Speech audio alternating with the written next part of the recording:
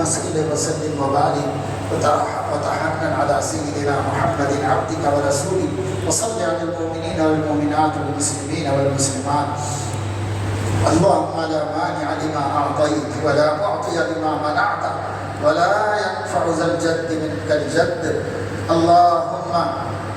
اللهم اجعلنا من الذين يستمعون القول فيتبعون أحسنه.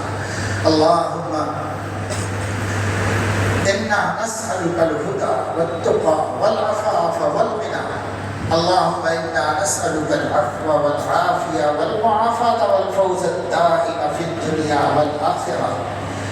اللهم إنا نسألك علما نافعا وعملا متقبلا ورزقا واسعا وشفاء من كل داء. رب اغفر وارحم وتجاوز وتكرم إنك أنت الأعز الأكرم.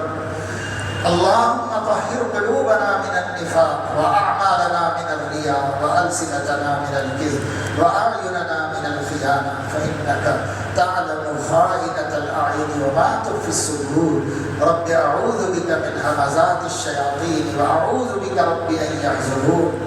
اللهم إنا نسألك من خير ما سألك منه نبيك محمد صلى الله عليه وسلم إلا بالله. سبحان ربك رب العزة عما يصفون وسلام على المرسلين والحمد لله رب العالمين.